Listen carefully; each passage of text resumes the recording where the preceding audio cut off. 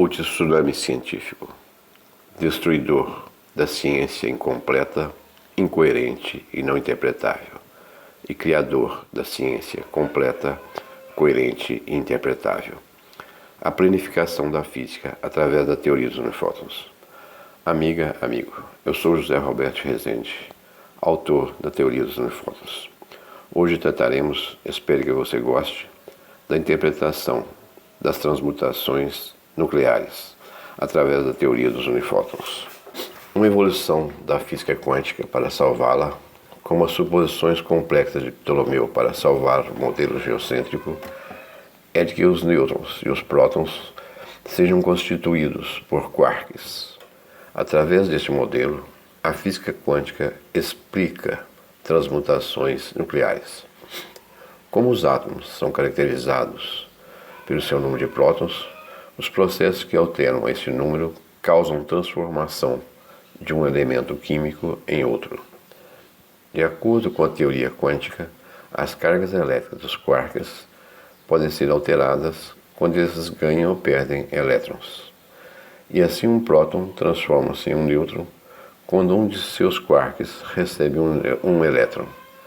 E um nêutron transforma-se em um próton quando um de seus quarks perde um elétron. Assim transmutam os núcleos atômicos. O modelo de Ptolomeu negava, de certa forma, o geocentrismo, pois nele astros giravam em torno de centros que giravam em torno da Terra. Nem tudo girava exclusivamente em torno da Terra. O modelo dos quarks nega, de certa forma, a teoria quântica, pois apresenta os quarks com cargas elétricas fracionárias. Nem toda grandeza básica, como é o caso da carga elétrica, apresenta de uma forma quântica, mas ao contrário, fracionária. Outra contradição do modelo dos quarks é que nele elétrons podem habitar ou existir no centro dos átomos. Se elétrons pudessem ocupar o centro dos átomos, ali não haveria prótons, ali não haveria carga positiva resultante, o que é fato determinado pelas experiências de Rutherford, que estabeleceu a natureza positiva da carga elétrica dos núcleos atômicos. As cargas elétricas são atributos de camadas 3 e 2. As positivas se devem aos unifótons de tamanho 3 e as negativas aos unifótons de tamanho 2. A menor porção de carga elétrica é nomeada como elementar. Já vimos como a natureza empacota aos unifótons. Já sabemos a razão das quantizações. Um pacote de unifótons de tamanho 3 é uma carga elementar positiva, e um pacote de unifótons de tamanho 2 é uma carga elementar negativa. Nêutrons são em base constituídas por unifótons de tamanho 4.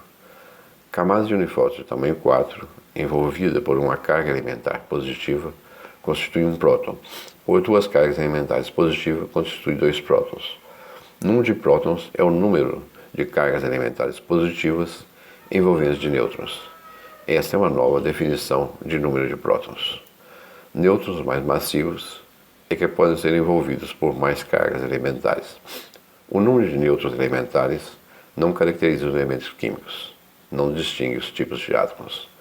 Um átomo pode apresentar nêutrons em todas as suas camadas e com números variados de cargas elementares positivas. A soma dos números de prótons em um átomo nomeamos como seu número atômico, número que nos permite distinguir os elementos químicos. Hidrogênio apresenta um próton, hélio 2 prótons, lítio 3 prótons.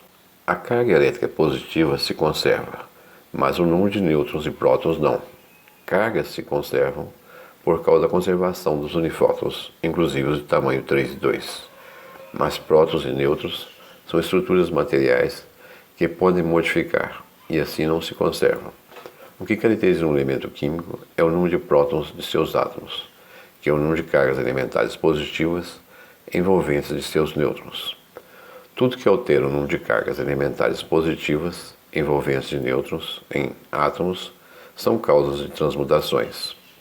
Um átomo atingido por nêutron pode transmutar, pois este pode ser envolvido por um quanto de carga positiva já existente no átomo, mas não envolvente de nêutrons, como a existente em Embagama, que é constituída pelas camadas 3 e 2, onde a 3 é que da natureza a carga positiva.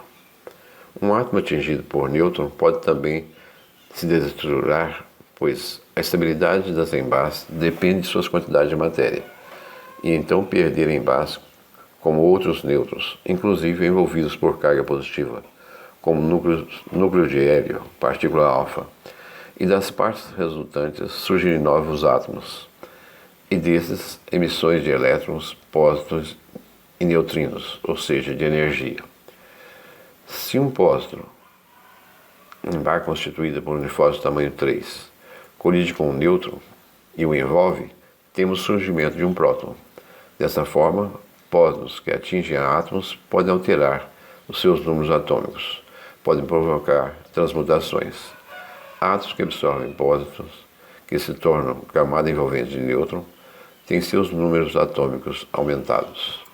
Se uma embá gama, constituída pelas camadas 3 e 2, perde a camada 2, ela se transforma em duas embás, um pósitron e um elétron. E se tal pósitron se torna a camada envolvente de um nêutron, de um átomo, esse transmuta para outro de maior número atômico, e aparentemente a emissão de um elétron foi a causa do surgimento de um próton a partir de um nêutron. A teoria dos unifótons, não carecendo do modelo dos quarks para explicar as transmutações, evita suas contradições, cargas fracionárias nos quarks e negativas nos núcleos atômicos. A teoria dos unifótons explica a estabilidade dos núcleos atômicos de maneira diferente da forma atual. Nos dá uma nova visão da estrutura dos átomos. Os átomos são como ovos ou cebolas, formados por camadas que envolvem camadas. Embora dentro de cada camada, exceto da 3 e da 4, possam existir outras constituintes de outras embás. Camadas 3 não formam estruturas separadas nos núcleos atômicos. E em cada núcleo atômico há apenas uma camada 4 envolvida por uma só camada 3, com quantidades de unifótons que dependem do elemento químico. Não há, como supõem os físicos tradicionais, múltiplas partículas, nêutrons e prótons nos núcleos atômicos.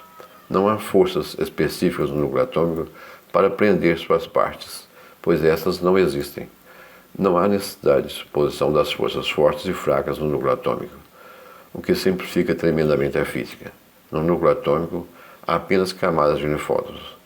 Podemos dispensar a complexa cromodinâmica quântica e seus quarks inobserváveis e com carga elétrica fracionária, o que nega a quantização da carga elétrica.